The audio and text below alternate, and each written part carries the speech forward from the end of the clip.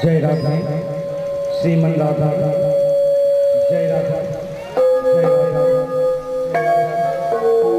जय राधा जय जय बोल जय जय कृष्णा कृष्ण राधे जय गोविंदे हरि बोल हरि बोल हरि बोल।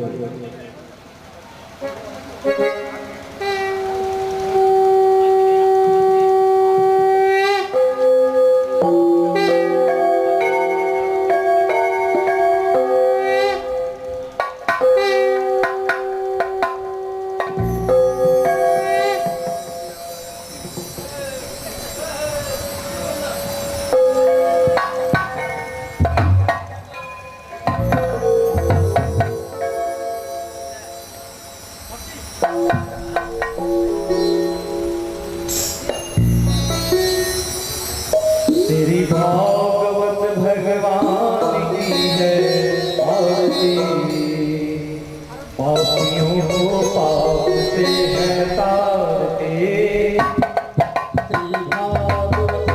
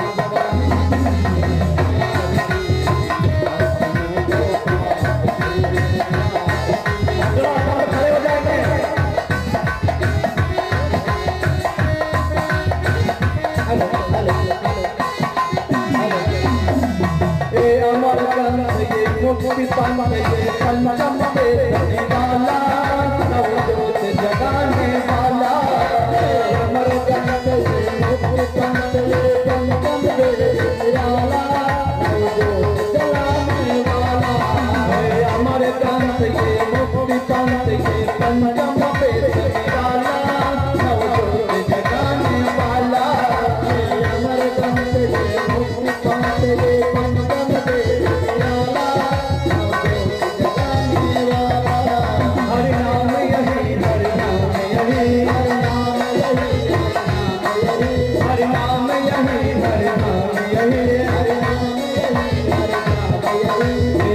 मंगल की आरती पापियों को पाप से है तारते।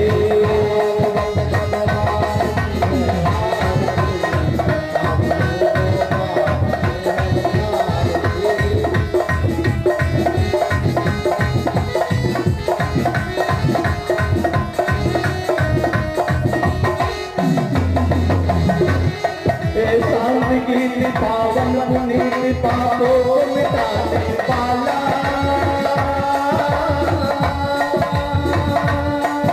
हर दर्द कराने वाला शांति की पावन पुनीत पापों को मिटाने वाला हर दर्द कराने वाला शांति की पावन पुनीत पापों को मिटाने वाला हर दर्द कराने वाला पालन पुण्य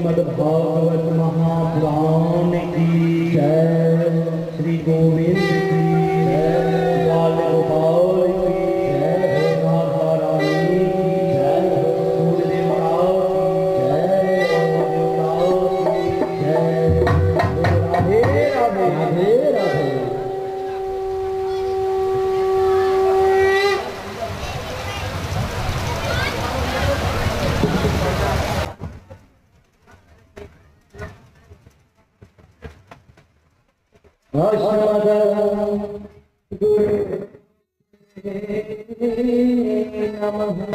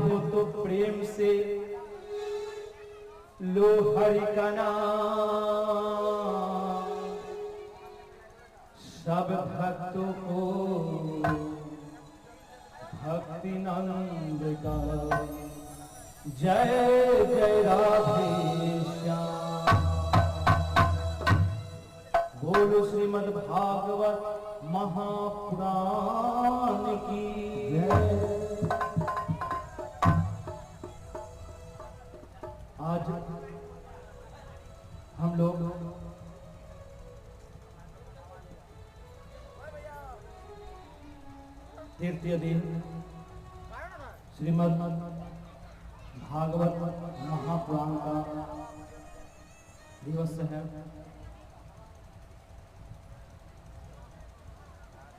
कथा शुभारंभ से पूर्व हम हरिनाम संकीर्तन का जप करेंगे और इस कथा का शुभारंभ करेंगे। जय जय राधा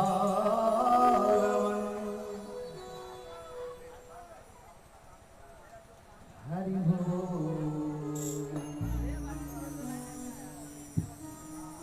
बोलो राधा रानी की जय हो। नारायण नमस्कृतं देवीं सरस्वतीं मेरे झोपड़ी के भाग आज भूल जाएंगे राम आएंगे। मेरे झोपड़ी के भाग भूल जाएंगे राम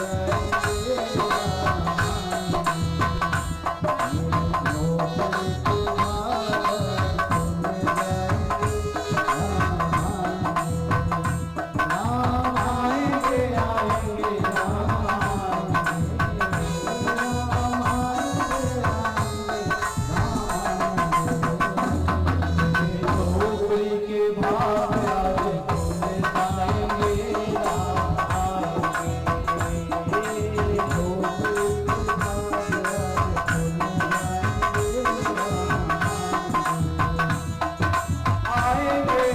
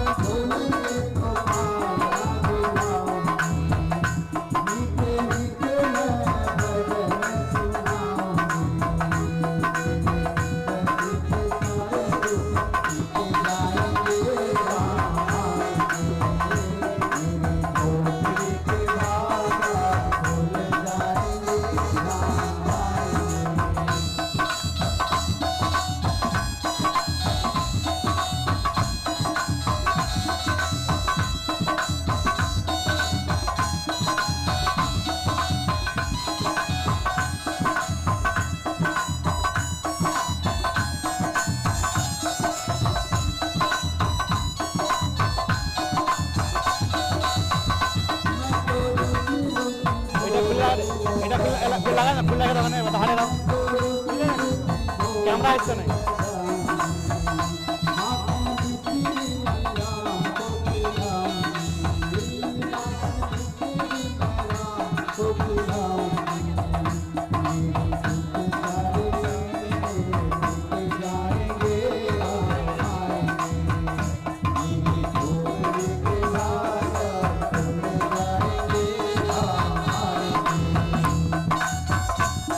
हरि बोल।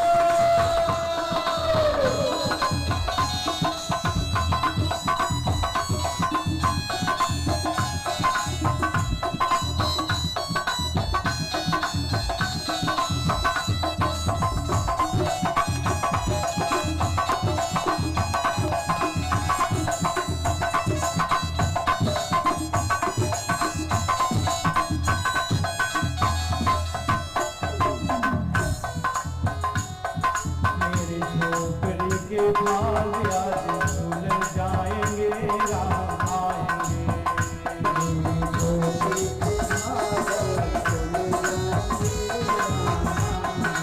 राम आएंगे आएंगे राम आएंगे। राम आएंगे आएंगे राम आएंगे।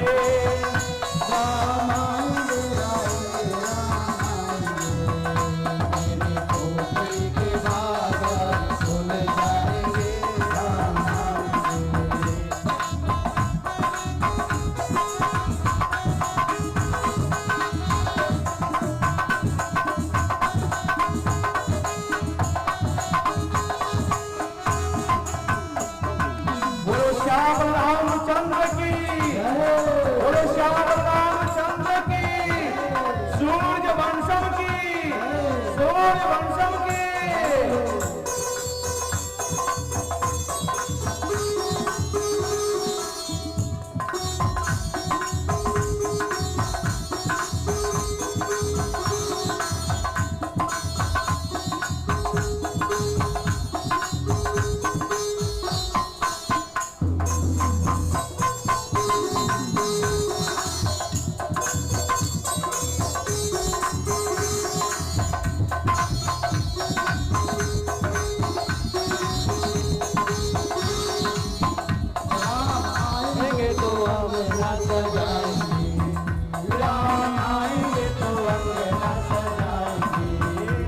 आज रामचंद्र जी आ रहे हैं, कौन आ रहे हैं? श्याम रामचंद्र की।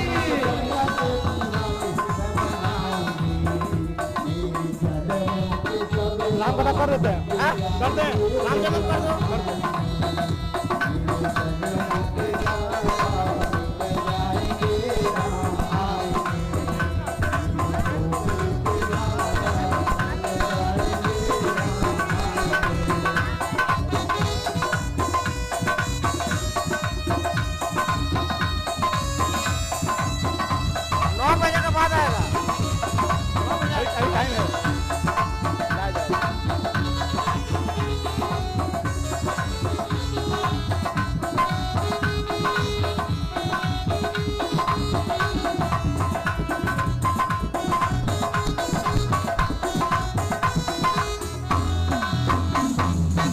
बोलो श्याम रामचंद्र की जय।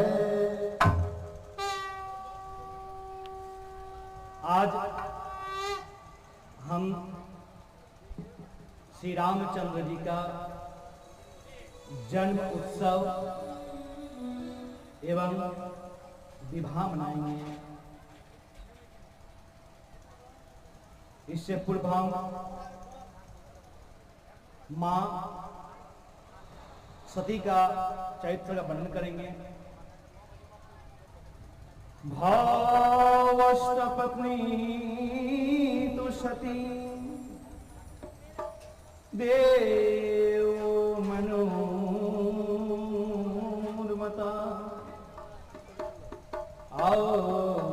मन सदृशं पुत्रं लेवे गुणशीलता। बोलिए मां सती देवी की, बोलिए मां सती देवी की। ध्यान को जो है कथा पर रखना है। बारिश हो रहा है, अच्छा है, मौसम तो गर्म था, ठंडा हो गया। प्रजापति दक्ष की जो पुत्री थी उनका नाम सती था। इनका विवाह भगवान शंकर जी के साथ हुआ था। तो सती सब प्रकार से पति के सेवा में संलग्न रहती थी। मैत्रेय जी कहते हैं, विदुर जी, किंतु सती की कोई संतान नहीं हुई। विदुर जी कहते हैं, गुरुदेव विवाह के बाद भी सती का वंश आगे क्यों नहीं बढ़ा? तभी मैत्रेय मना कहते हैं, विदुर जी, एक समय की बात है, प्रजापति हमारे यहां नेताओं का कोई मीटिंग होते हैं तो छोटे छोटे नेता पहले आ जाते हैं और बड़े नेता बाद में आते हैं। इसी तरह ब्रह्मा जी और भगवान महादेव जी अतिरिक्त सभा पद में अगर खड़े हो गए तो ब्रह्मा जी इसलिए खड़े नहीं हुए, उन्होंने विचार किया प्रजापति किंतु हमारा बेटा ही है, सभी से आदर प्राप्त करने के बाद जैसे ही दक्ष ब्रह्मा जी को देखा तो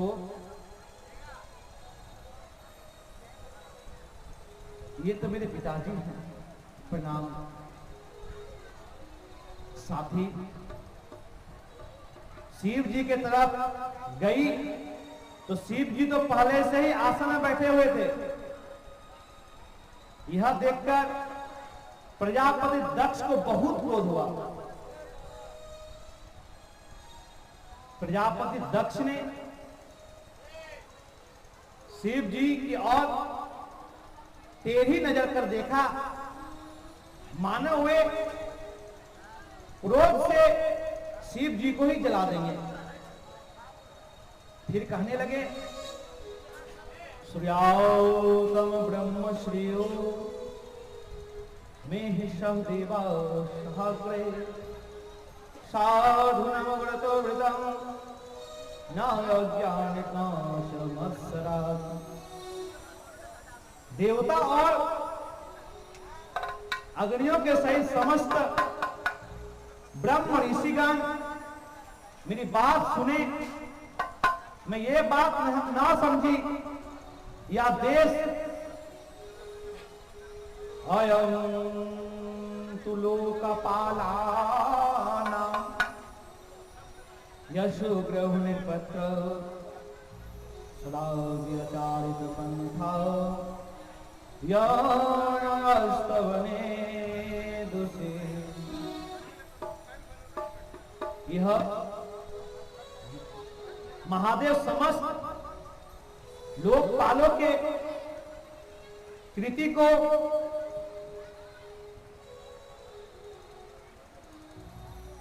धूल में मिला रहा है। जब अपने ही लोग हमारा अपमान करेगा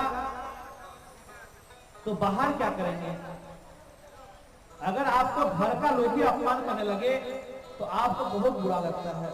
इसी तरह दक्ष राजा और शिव जी के बीच में हुए। वहां उपस्थित लोगों ने दक्ष को समझाया, माने महादेव जी के ससुर को समझाया कि देखो आखिर यह तुम्हारा दामाद ही है, इसलिए उल्टा सीधा मत बोलो। इतना सुनते ही दक्ष को तो और अधिक क्रोध आ गया और बोले, घृताय मृगवाक्ष्य पानी परकतलोचना पतियोतानाभिगरामते वचाते हि कृतनोदितम्। कहां मेरी मृगनयनी बेटी और कहां यह मरकट लोचन बंदर क्योंकि शिव जी का ऐसा ही भेष ही था। कैसा था? गला में सर, पूरे शरीर पर भस्म लगाया हुआ और मृग का छाल पहने हुए। तो बोलते हैं, कहां मेरी मृगनी बेटी और कहां ये मरगद लोचन बंदर? एक प्रकार से मेरे पुत्र के समान हुआ। उचित तो यह था उठकर मेरा स्वागत करता, किंतु वो खड़े नहीं हुए, वो बैठे ही रह गए। अरे ब्रह्मा जी के बहकावे में आकर मैं भूतों के सरदार, आचारहीन और दुष्ट स्वभाव वाले को अपनी भोली भाली बेटी को दे दिया।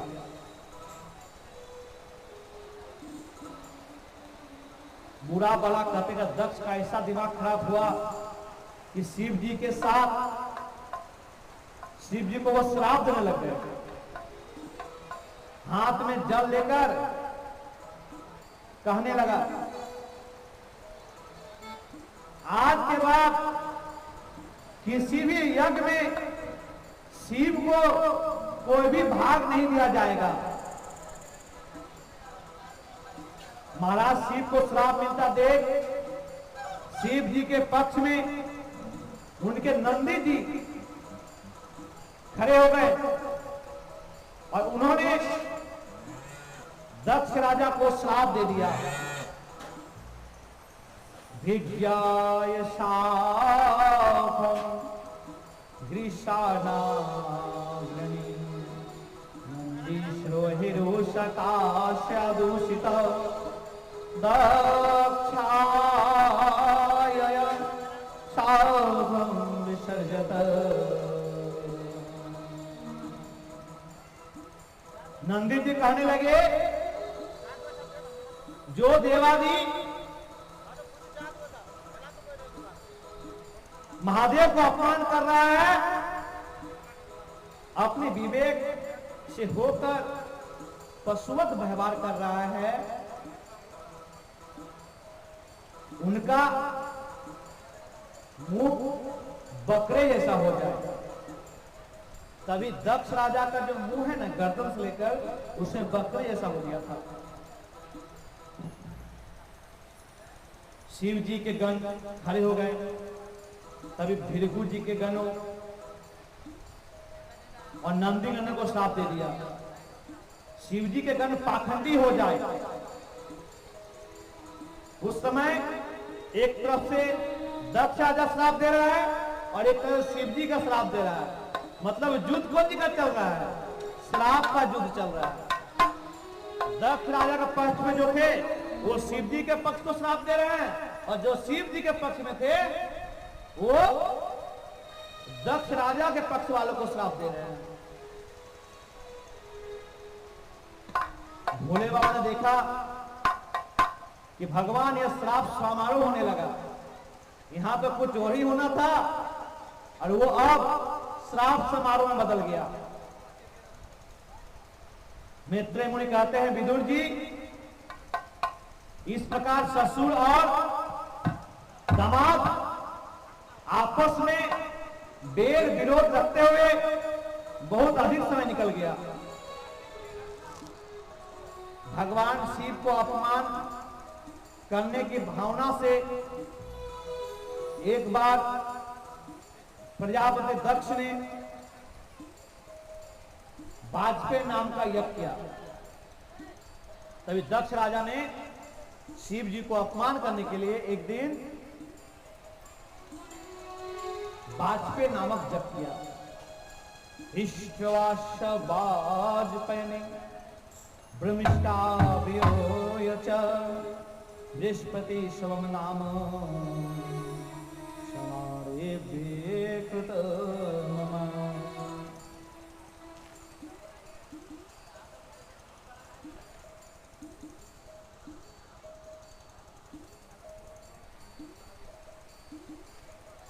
प्रजापति दक्ष ने भगवान शंकर आदि ब्रह्मनिष्ठों के यज्ञ भाग न देकर उनका तिरस्कार करने लगे। पहले तो वाजपेयी यज्ञ किया और फिर बृहस्पति नाम का महायज्ञ आरंभ किया। और आखिर वो जो दक्ष राजा ने वाजपेयी यज्ञ किया था, आखिर यह यज्ञ क्या था? प्राचीन भारत में ब्राह्मण और क्षत्रिय उनके द्वारा यज्ञ किया जाता था। ब्राह्मण पुरोहित पद प्राप्त करने से पूर्व तथा क्षत्रिय राज्य सिंहासन आरोहण से पूर्व यह यज्ञ करते थे। तो वाजपेयी यज्ञ करता है वही वाजपेयी होता है। समो यज्ञो सात वेदम, वेद में पांचवा वेद जो है वो वाजपेयी है। तब प्रजापति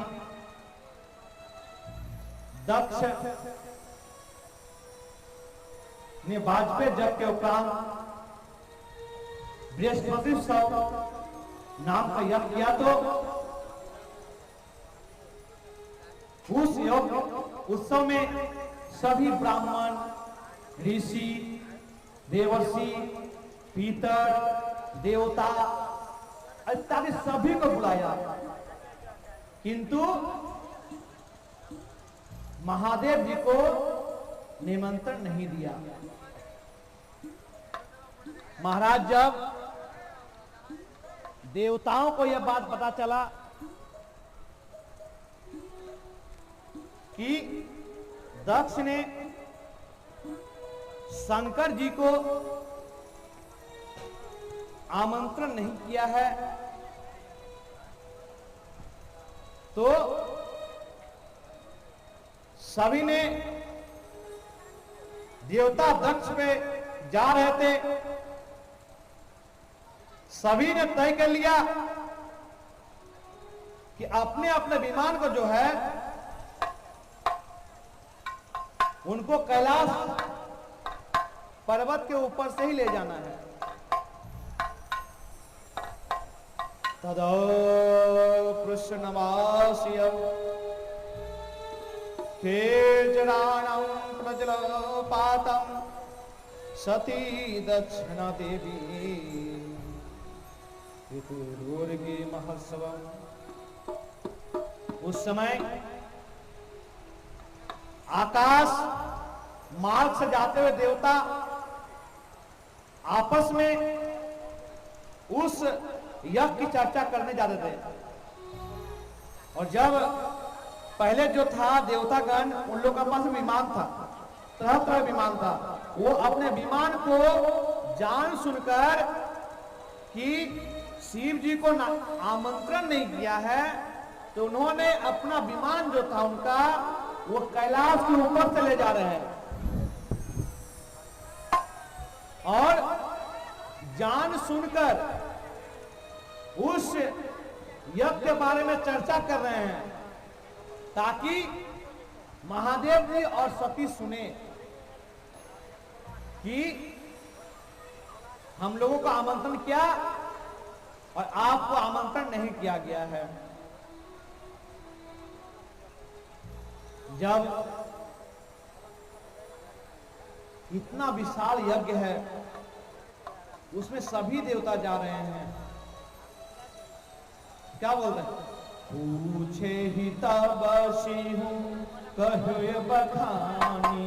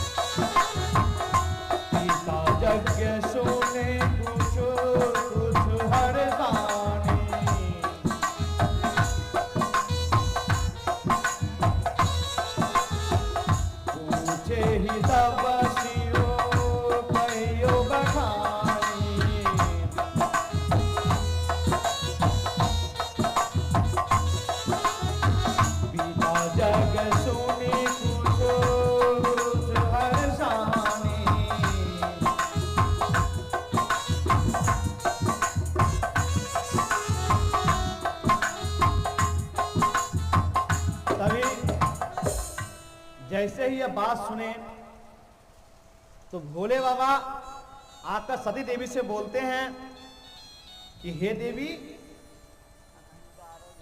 क्या तुम्हारे पिताजी को कोई आमंत्रण आया है? मां सती बोलती है, कौन सा आमंत्रण? हो सकता है आमंत्रण आया होगा और तुम व्यस्त हो तो हमें नहीं बोली होगी। वो तो ऐसा तो आमंत्रण आया नहीं है। तो मैया बोली, आपको कैसे पता कि मेरे यहां पिताजी घर में यज्ञ हो रहा है? तो बोले, ब्रह्म शवा हम संदुख माना, ब्रह्म शवा हम संदुख माना।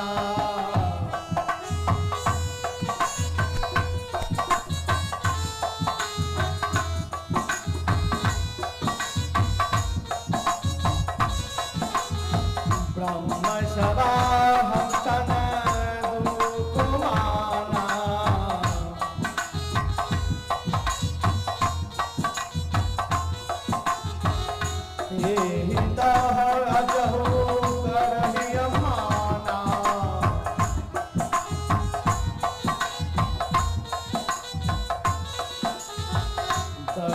सकल निज सुता बुलाए,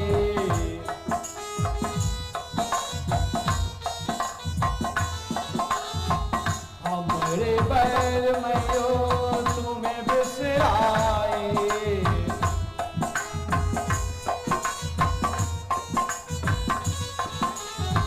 हमरे ही बैर में हो तुम्हें बिसराए।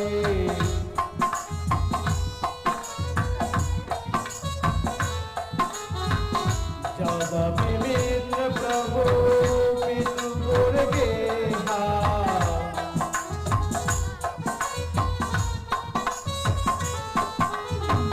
जदपि मित्र प्रभु पितु गुर गेहा।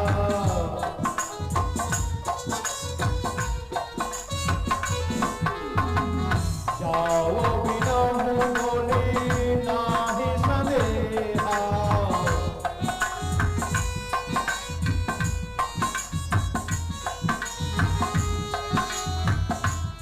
तभी भोले बाबा बोल रहे हैं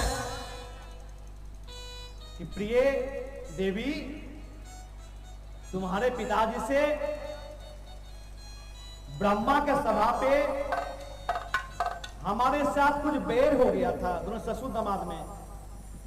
इसी कारण देखो सबको बुलाया है, मगर मेरे बेटे कारण तुम्हें निमंत्रण नहीं दिया है। तदापि ही विरोध माना जहरे कोई,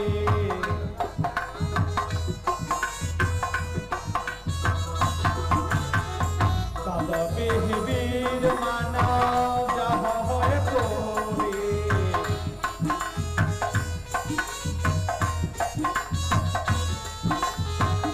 जाए बिना बोले नाही संदेहा,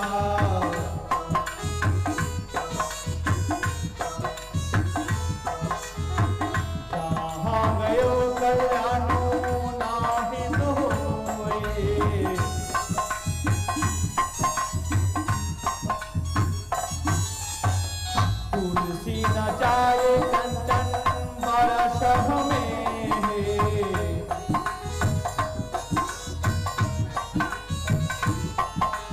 तुलसी न जाए नाही कंचन वेशे।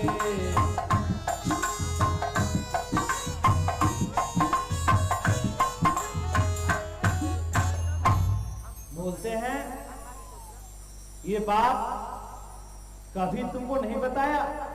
याद करो, अगर व्यस्त हो तो बोला हो, भूल गए हो? बोले नहीं। तो बोलता है, देवी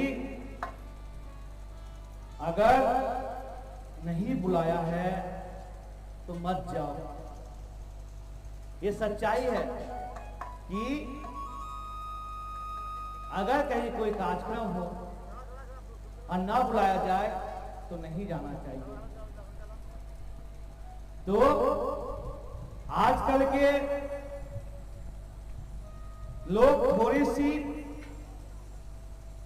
मान सम्मान में कमी हो जाए तो तुरंत आकर पत्नी को सुनाना प्रारंभ कर देते हैं। अगर ऐसा लगे कि कुछ ऐसा हुआ है तो घर पर आकर पत्नी को सुनाना शुरू कर देता है। तो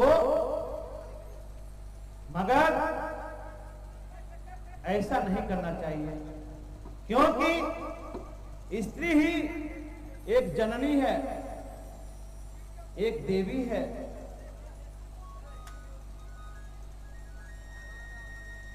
स्त्री एक ऐसा रूप है जिसके कारण हम सब पृथ्वी पे जन्म लेते हैं। स्त्रियों का इज्जत करना चाहिए, मगर इस कलिकाल में स्त्रियों को कोई सम्मान नहीं मिल पाता। तो भोले बाबा ने ऐसा कुछ नहीं किया, क्योंकि वो गंभीर है। जिसका परिवार का मुखिया गंभीर, संतोषी और अपनी जिम्मेदारी को समझने वाला हो, उस घर में सभी समय सुख और शांति रहती है। और जो पति अपने जिम्मेदारी को न समझकर कार्य करता हो, उस घर पर कभी सुख शांति नहीं रहता। तो परिवार का मुखिया होना, जिम्मेदारी से घिरे रहना, तो क्या बोलते हैं, हृदय मांगत यो चंद्रमा माहे,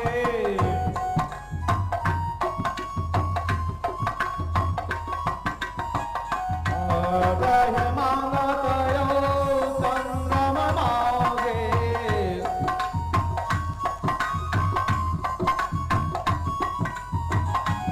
चंद्रमा मांगे ही तो दूध भुजंगा।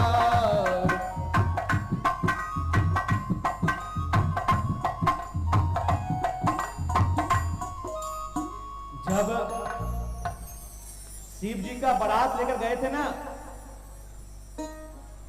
तो बारातियों को भोजन परोसा गया और शंकर जी एक कोने पर चुपचाप बैठकर बारातियों से परेशान एक व्यक्ति ने शंकर जी के पास आकर पूछा, महाराज तुम्हें बता दो क्या खाना पसंद है। किसको पूछ रहा है? महादेव को। तो महादेव क्या बोले, हृदय मांगत चंद्रमा होयो,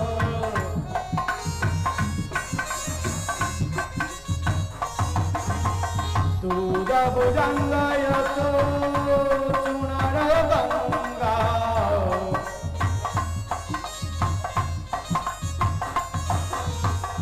बोल रहे हैं कि मेरे पास चंद्र है, नाग है और गंगा है, पहले उन दोनों का व्यवस्था करो, फिर मेरे बारे में सोचना।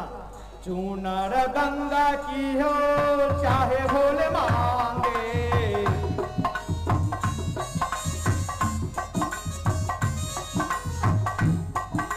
तो बोलते हैं, वो व्यक्ति बोल रहा है, जवाई जी आप तो अकेले हमको दिख रहे हैं। बोलता 3 है। कौन? बोलता देखिए मेरे मस्तक पर चंद्रमा विराजित है। अर्ध मांगता चंद्रमा विराजत,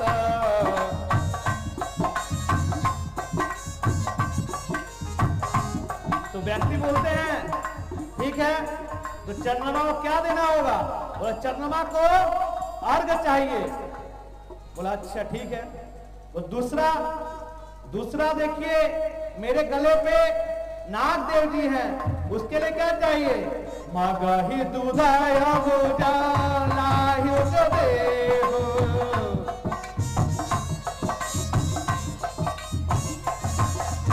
बोलता है हमारे गले पे जो नाग है ना, उनके लिए क्या चाहिए? दूध का व्यवस्था करो। बोला ठीक है। तीसरा क्या है? बोला चूनर गंगा चाहे देखियो।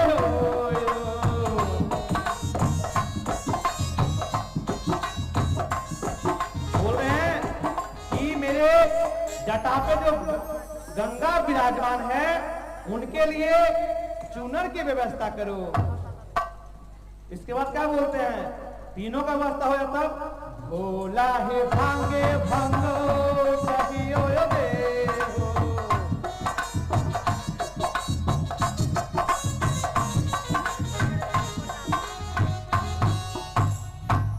बोलता है जब तीनों का व्यवस्था हो जाए तो मेरे लिए चकाचक भांग घोट कर ले आओ। हरे महादेव। भोले बाबा तीनों ने सबका व्यवस्था अच्छा किया, मगर सत्संग में जाकर बोलते भोले बाबा कि मेरे लिए भांग का व्यवस्था करो। तो क्या बोले? भोला है मांगे भांग कहियो देहो।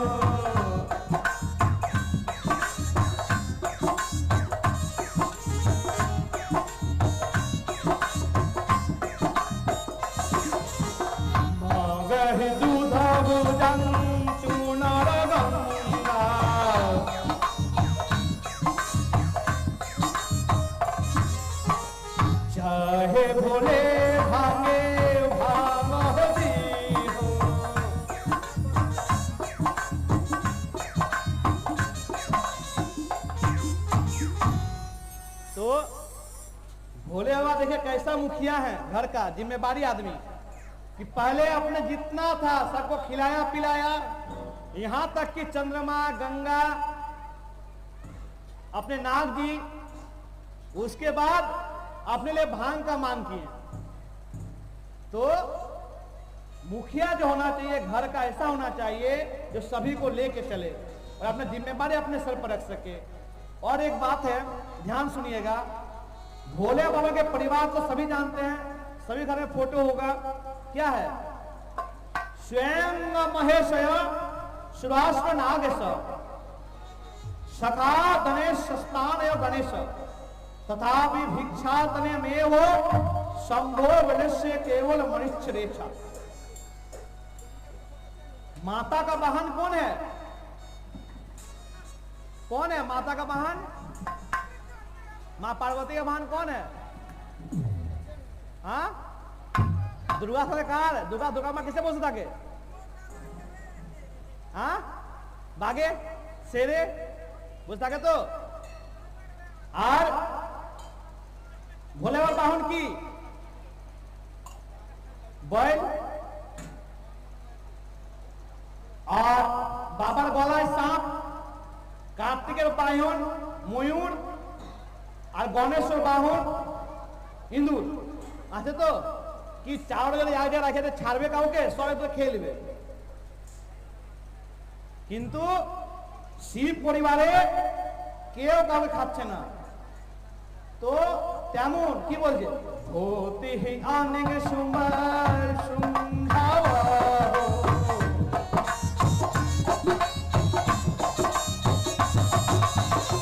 भावी बसनायो गवानुरावा।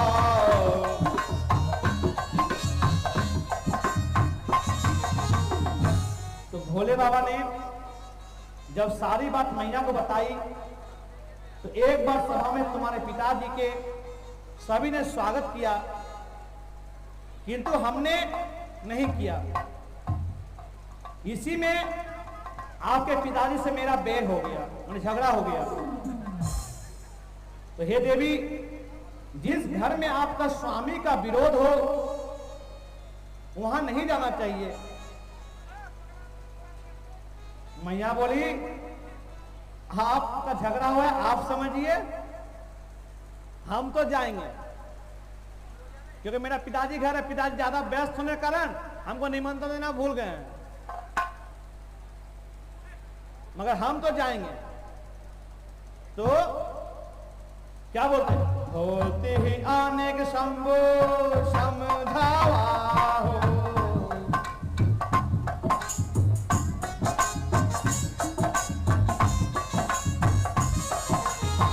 भावी बसहनो ज्ञान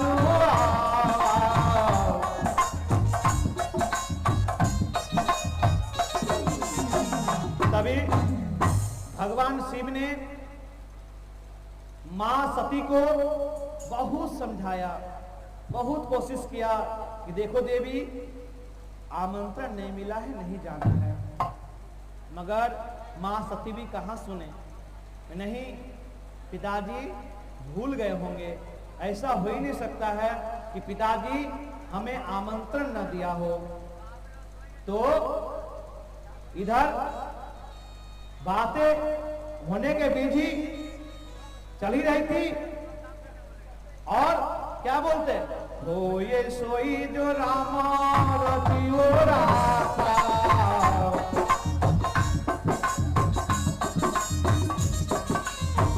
हो ये सोई जो राम रचिता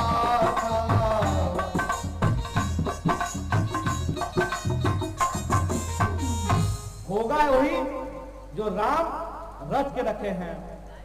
तो भगवान शिव ने विचार किया कि अब जो रचा राम वही हो जाएगा। क्या बोलते, वो कारी तरके हुए तो बढ़ावे वो साका,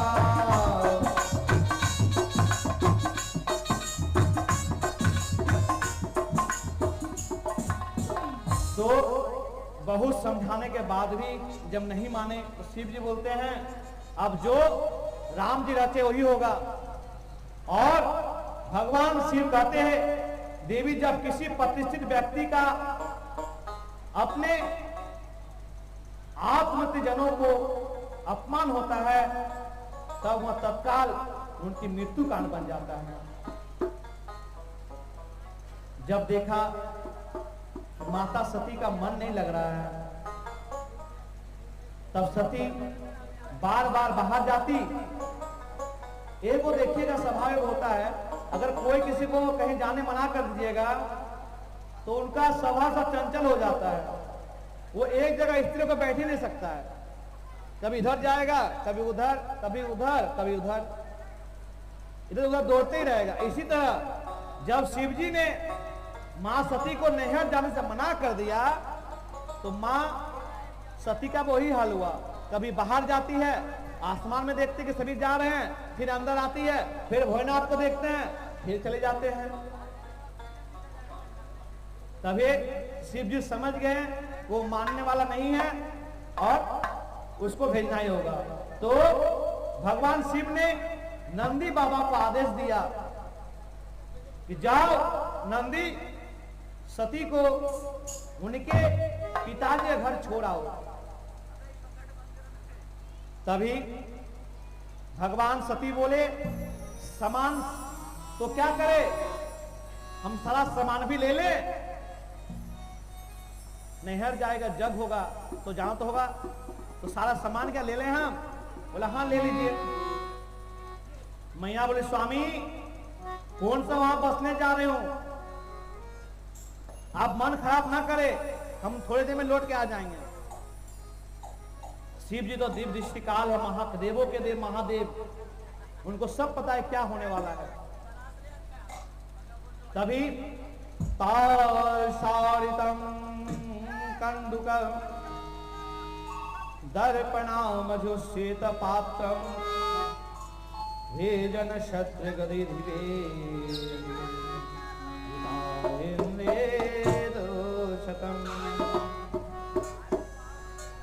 तभी मैना पंछी जो सती ने पाल रखे थे, गेंद जिससे माता खेलती थी, दर्पण, कमल आदि खेल की सामग्री, श्वेत छत्र चवर माला आदि राज चिन्ह दुर्मुखी संग बांसुरी आदि गाने बजाने के सामानों को सुजित हो माता नंदी के ऊपर बैठ चल दी। इतना सामान था जो मां सती व्यवहार पत्नी व्यवहार करती थी, वो सभी सामान को लेकर नंदी पर बैठकर शिव जी से विदा लेकर मां सती अपने नैहर की ओर चल दी। पिता भवन जब गई भवानी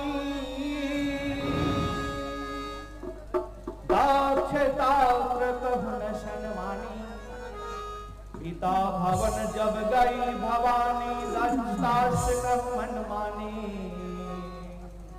सौदर भले ही मिली एक माता भगन मिले ही बहुत मुस्काता। जब दक्ष राजा के घर पहुंचे तो दक्ष डर के मारे उनका स्वागत नहीं किया कि पुत्री आई है बैठो, कुछ भी नहीं बोला। वो आई और केवल एक माता भले ही आदर से मिली, बहनें बहुत मुस्कुराई मिली, सबको उनसे मिला, मां बहन सब मिल रहा है, मगर दक्ष राजा उनसे नहीं मिला। क्यों? पूछना है कुछ पूछी कुछ लाता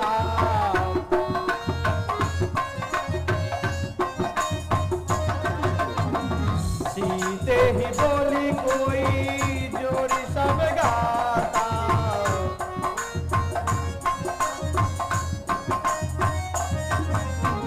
सती जाए देखो सब जागा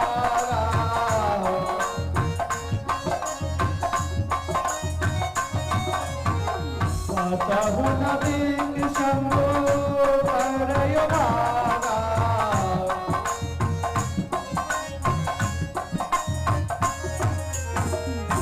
तभी 10 साल क्या पूछते हैं पता है? उनका कुशल नहीं पूछा कैसी हो या कुछ नहीं हो, आके पूछते हैं कहीं भांग खाने वाला भोला तो नहीं आया है ना? बोलते भांग खाने भोला तो नहीं आया है ना? क्या बोलते हैं? सती जाओ देखो सब यो जागा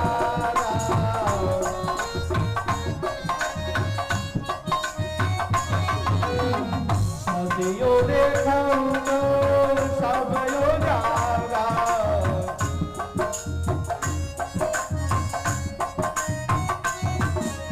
सतहु नदी के सबको करयो भागा।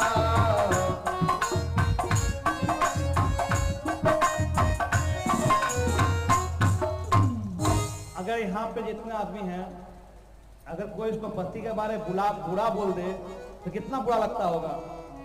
ऐसे सुना और मां सती क्रोधित हो गई, बोले मेरे शिव मेरे पति जी के बारे ऐसे बोलते हैं। पिता कहने लगे आप शिव विद्रोही हो, आप तो मुझे दक्षानी अर्थात दक्ष की बेटी कहलाने में शर्म आ रही है। बोलती है कि मेरे पति का आपने अपमान किया, आपने शिव विद्रोह काज किया, अब तो हमको आपका बेटी कहलाने में शर्म आ रहा है। पिताजी आज के बाद मेरा आपसे कोई नाता नहीं। दक्षा मनोगा शत्रुहन छिदावरे शीशनाद शांत वाकु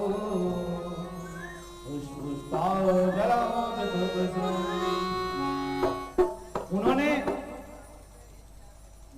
आचमन करके पीला वस्त्र ओढ़ लिया तथा आंख बंद कर उन्होंने अपना शरीर त्याग करने का मार्ग में स्थित हो गया। अपने पति जगत गुरु भगवान शंकर के चरण कमल का चिंता करते करते सती ने सब ध्यान बुला दिए। उन्हें सब चरणों का अतिरिक्त कुछ नहीं दिखाई दिया और बोले, मैं दक्ष कन्या हूं। ऐसे अभिमानी से भी मुक्त हो गई और उनका शरीर द्वादश देव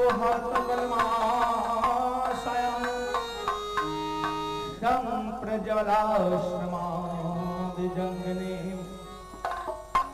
परंतु ही योग्य अग्नि में जल उठा। मरते समय सती ने भगवान शिव से एक ही प्रार्थना की। क्या की? सभी हाथ जोड़ करेंगे। सती मारत हरि सन बनुरागा,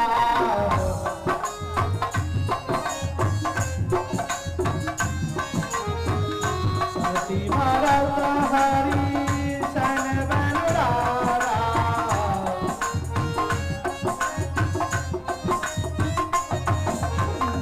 जन्म जन्म पदाय शिव अनुरागा,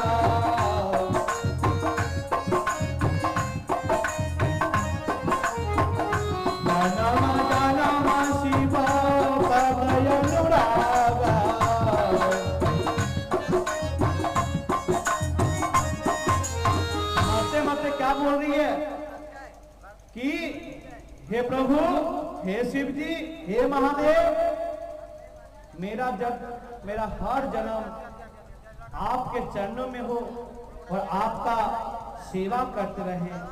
सती मारत हरि सन बनुरागा,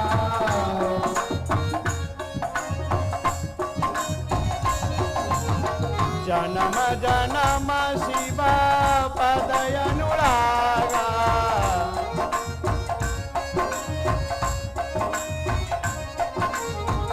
सती मारत हरि सन बनुरागा,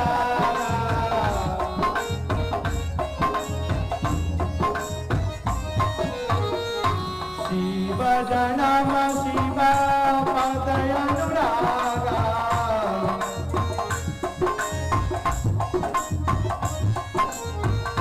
बोलते हैं तस्मस्तामखेव भूम्यां ताम्रभूत महेतः हाहेति वादय सुमाहाने जायत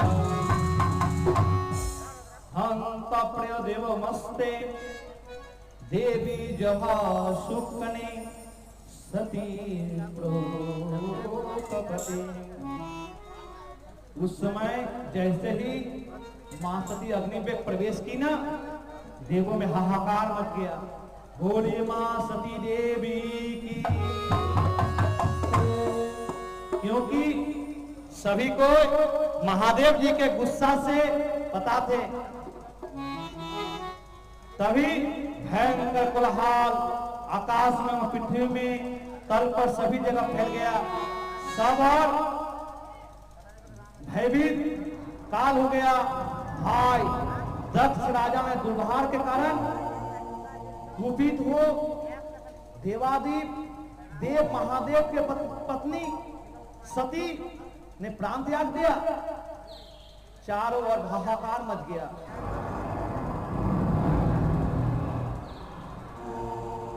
क्योंकि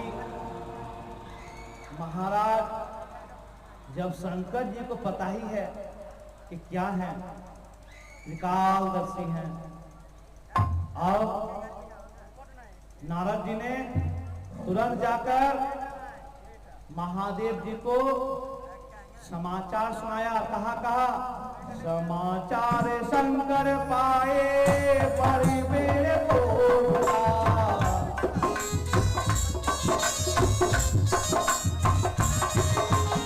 समाचार शंकर पाए तो बहे तोला।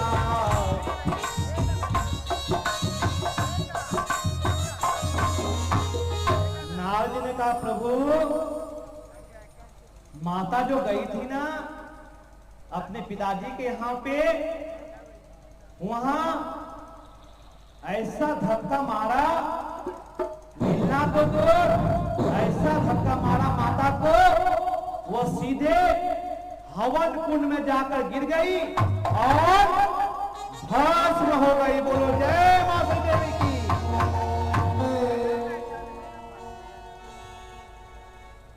भगवान शिव को इतना क्रोध आया और उन्होंने अपनी जटा कि एक बाल निकालकर पृथ्वी पर पटक दिया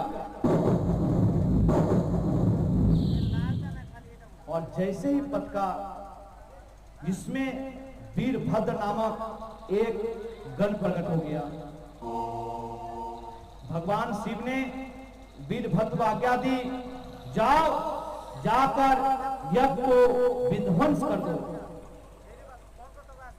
भूत प्रेतों सहित वीरभद्र ने सभी देवताओं को दबोच लिया और यज्ञ में जिसने जितना चंदा लिया था उसी अनुसार भूत प्रेत ने प्रसाद देना प्रारंभ कर दिया।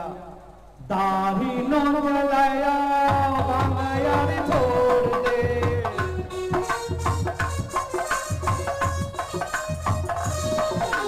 रोता तेरे से जाई कह नहीं महाकाल।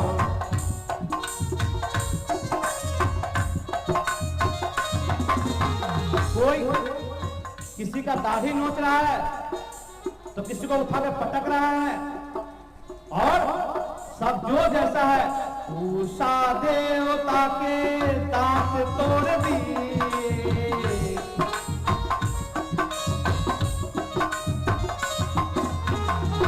सब कोई अंग भंगर दक्ष को पकड़ लिए।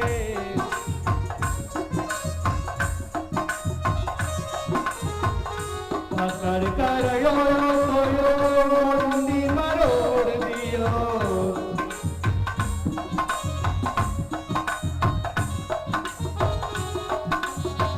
सिर को जग में डाल दियो।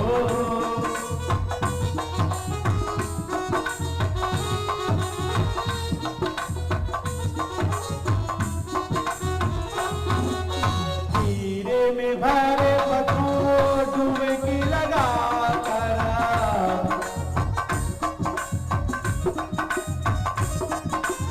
क्या बोले एक साथ हर हर महादेव,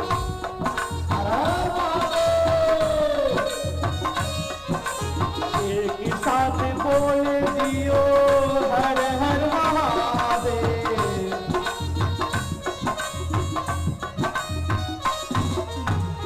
अंग छिन्न भिन्न हुए।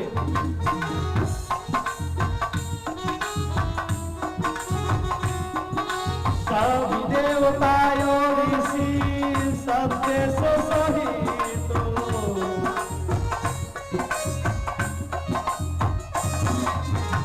करके जो मारे तो ब्रह्मा जी पापों को।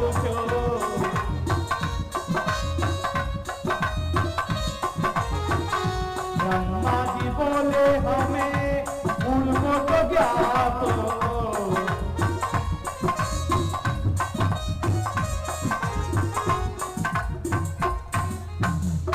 जैसे ब्रह्मा जी के पास पहुंचे तो ब्रह्मा बोले कि मुझे पहले ही ज्ञात था कि कुछ अनहोनी होने वाला है, इसलिए हम और विष्णु जी तो नहीं गए। उस यज्ञ में ब्रह्मा जी और विष्णु भी नहीं गए थे। तो तुम लोगों को जाने की बहुत जल्दी थी, अब उसका प्रसाद ग्रहण करो। ब्रह्मा जी बोल रहे हैं कि बहुत जल्दी था ना जग जाने का, अब पहुंचे उसका परिणाम भी मिल गया ना, और क्या जरूरत था उनके कैलाश पर्वत के ऊपर से जाने का। अब जब जैसा करनी वैसा भरनी। ब्रह्मा जी ने कहा तुम लोगों ने तो यज्ञ में भगवान शंकर का प्राप्त भाग न देकर उनका बड़ा अपमान किया है, परंतु शंकर जी बहुत शीघ्र ही प्रश्न होने वाले हैं, इसलिए तुम लोग शुद्ध हृदय में अपने पैर पकड़कर उन्हें प्रश्न करो और उनसे क्षमा मांगो। सभी देवताओं ने भगवान शिव जी के पास जाकर कथा कर क्या बोलते, जटा विग्लश्च प्रभाव स्थले गरे लंबिता भुजांग से डमा डुम डुम डम भिन्नाक डुमरयम शाकार चांडांडवम तनोतम शिवम शंकरम।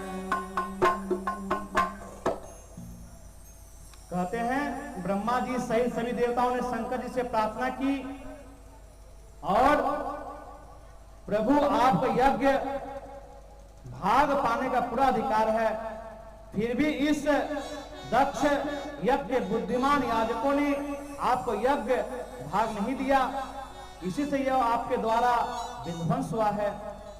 किंतु हे प्रभु,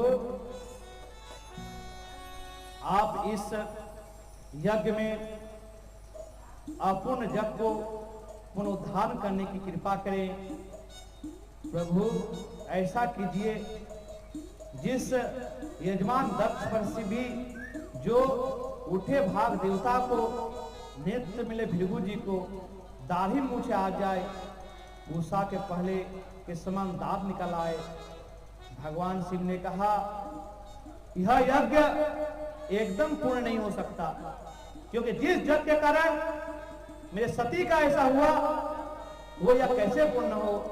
ब्रह्मा जी ने कहा सते रुद्र भोगस्तु इदाय सुधवाय से यगायस्ते रुद्र भागने कल्पताय रामनश्चय।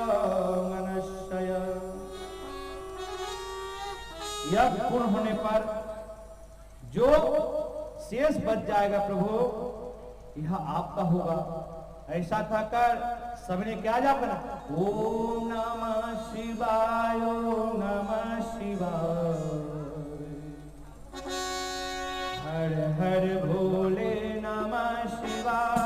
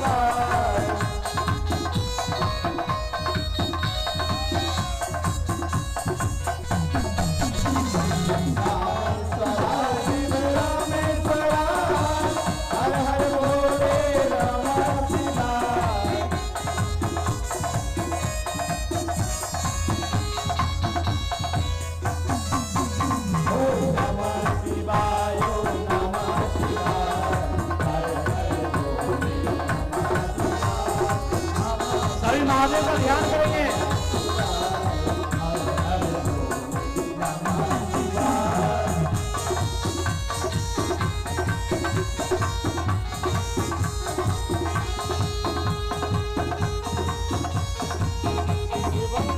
फूल बरसा देगा, फूल को बाढ़ में छिटाएगा फूल ना।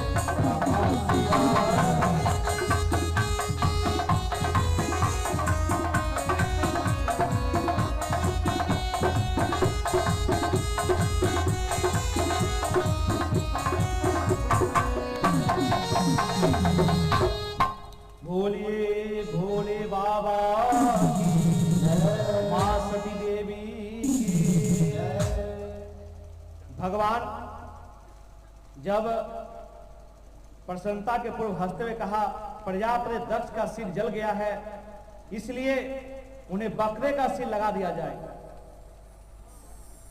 तभी दक्ष राजा को बकरे का सिर लगा दिया गया, इसलिए उन्हें बकरे सिर लगा दिया गया।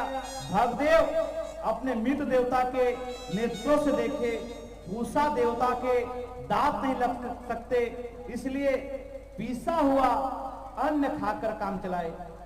इस प्रकार भगवान सभी ने सभी को ठीक किया, मैंने सबको उल्टा पुल्टा कर दिया। जो जिसका दक्ष राजा का मुंडी उखाड़ कर जला दिया था, उसको बकरे का सिर लगा दिया। और प्रजापति दक्ष को जब बकरे का सिर लग जाने के पश्चात होश आया, तो उन्हें ऐसा प्रतीत हुआ जैसे वो सोकर उठे हो, और उन्होंने भगवान शिव को देखकर उनकी स्तुति करनी चाहिए, किंतु जब बकरे के सिर होगा तो वो क्या कुछ बोल सकता है? तभी उनके मुख से निकला बम बम बम। कुछ बोलना चाह रहा है मगर वो नहीं बोल पा रहा है। तो जैसे वो उन्होंने बम बम बोला, जिस दक्ष को भगवान ने दंड दिया, उसने बम बम करके भगवान शिव को प्रश्न भी कर दिया। बोलो बम बम। और जैसे ही बम बम शब्द से, उच्चारण से हमारे शिव जी प्रश्न हो गए, और इसलिए शिव भक्त आज भी क्या कहते हैं? बम बम भोले। एक शब्द और शिव जी के प्रयोग होता है, हर हर। हर का अर्थ होता है कष्ट हर, दुख हर, कल्याण कर। तो दुख कलेश को हरने वाला कौन है? देवों का देव महादेव। बोलो भोलेनाथ की जय। भगवान विष्णु ने सभी देवताओं को कहा, ब्रह्मा, विष्णु, महेश, तीनों स्वरूपता एक ही है, और हम ही संपूर्ण जीव रूप हैं। अतः आप सबको शिव वेद रखेगा, उसी पर कृपा प्राप्त नहीं होगी। शिव दिरोहि ममा दास कहावा,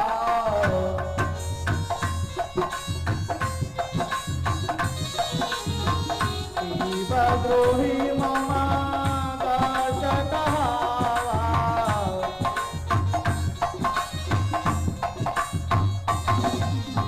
सोनर देह महेश पिनह पावा,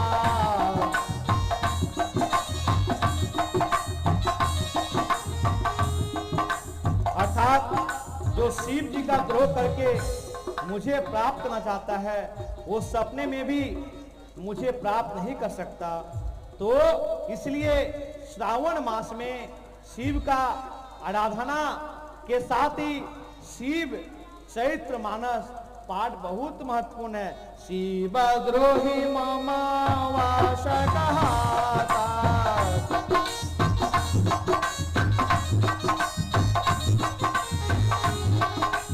सोनर सपनोहि नाही पावा,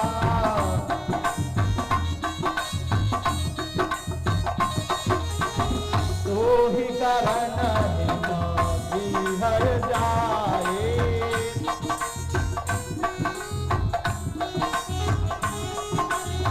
जन्मी पार्वती तनु पाई,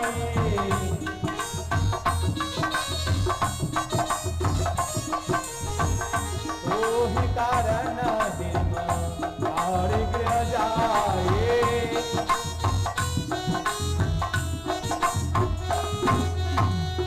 इसी कारण उन्होंने हिमाचल के घर जाकर पार्वती के शरीर से जन्म लिया और तपस्या करके पुनः भगवान शिव जी से उन्होंने विवाह किया। बोलो हर हर महादेव, बोलो श्री पार्वती मां, हर हर महादेव। अब आगे कथा में चलते हैं। सौमनी रिहाजू तो हमें रोहे बाहे,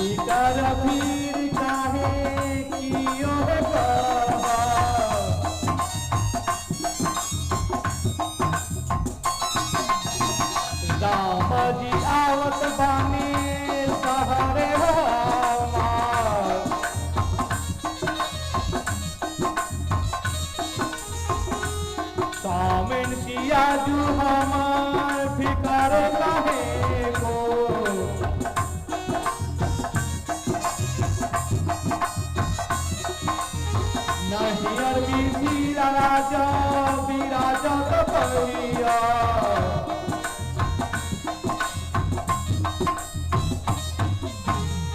बोलो श्याम रामचंद्र की जय, जय श्री राम।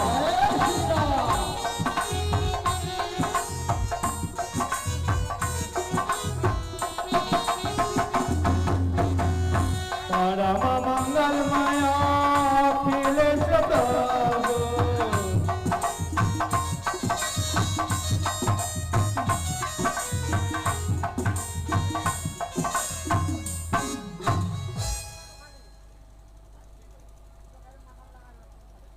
जब भयंकर देवासुर संग्राम प्रारंभ हुआ, दैत्य सब के सब मारे गए। शुक्राचार्य ने अपने मृत संजीवनी विधि से सभी को पुनः शुक्राचार्य दैत्य को बोले, देखो तुम लोग मर गए थे, हमने तुम्हें संभाल लिया। एक बात हमारे कान खोलकर सुन लो, जब तक तुम लोग ब्राह्मणों की सेवा नहीं करोगे तब तक तुम्हें स्वर्ग मिलने वाला नहीं है। दैत्य बोले, उससे क्या होगा? शुक्राचार्य ने कहा, यह जो विष्णु है बड़ा शक्तिशाली है, परंतु यह ब्राह्मणों का परम भक्त है। यदि तुम ब्राह्मण भक्त बन जाओ तो फिर यह विष्णु तुम्हारा कुछ नहीं बिगाड़ सकता, क्योंकि ब्राह्मण जिस पक्ष में होते हैं उसकी कृपा उसी पक्ष में होती है। दैत्यों ने ब्राह्मणों सेवा करना प्रारंभ शुरू कर दिया। ब्राह्मणों को प्रश्न कर दे, भंडारा कर दे, खीर मालपुआ खिला दे, आशीर्वाद घड़ी लगा देते हैं। ब्राह्मण लोग प्रश्न हो गए। दैत्यों की सेवा से एक तपोमय दिव्य रथ निर्माण करके बलि को प्रदान किया और कहते हैं, हे राजन, इस रथ में तुम बैठकर जाओ, कभी जिंदगी से नहीं हारोगे। अब तो बलि बहुत ही प्रश्न हुआ कि उन्हें ब्राह्मणों के आशीर्वाद से देवताओं पर बलि ने आक्रमण कर दिया। बलि का रथ इतना तेज था कि देवगुरु बृहस्पति ने देखकर कहा, देवताओं भागो, इस समय बलि का सामना संसार में कोई शक्ति नहीं कर सकता। एष विप्रलोकयं शावने निष्क्रम तेषामेव पावने सानुबंधो विनाशते। इस समय ब्राह्मणों के तेज और बलि के बड़ी बुद्धि हो रही है, इसकी शक्ति बहुत बढ़ गई है। जब उन्हीं ब्राह्मणों को तिरस्कार करेगा तब अपने परिवार पीड़ करके नष्ट हो जाएगा। तब तक हम सभी देवताओं को कहीं छूट जाना है। सारे देवता अपनी जान बचाकर स्वर्गलोक छोड़कर कंडारों में छुप गए। राजा बलि ने तुरंत स्वर्ग अपना आधिपत्य जमा लिया। शुक्राचार्य बोला, देखो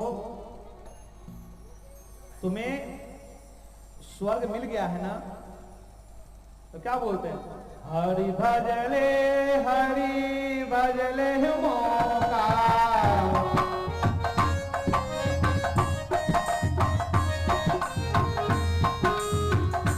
हरि भजले वो मौका,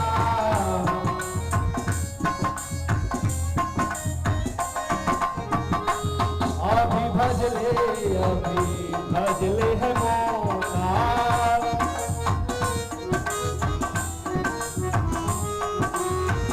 हरि भजले हो मौका,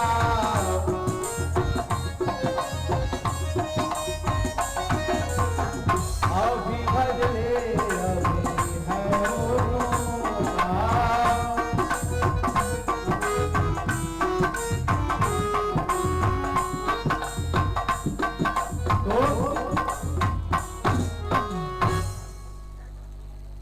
तुम फटाफट 100 यज्ञ कर लो और बहुत सिद्ध हो जाएगा, फिर इस कुर्सी से तुम्हें कोई हटा नहीं सकता। बलि को जब शुक्राचार्य ने बोला तो शुक्राचार्य ने फागुन श्यामले पक्ष द्वादश प्रवर्ते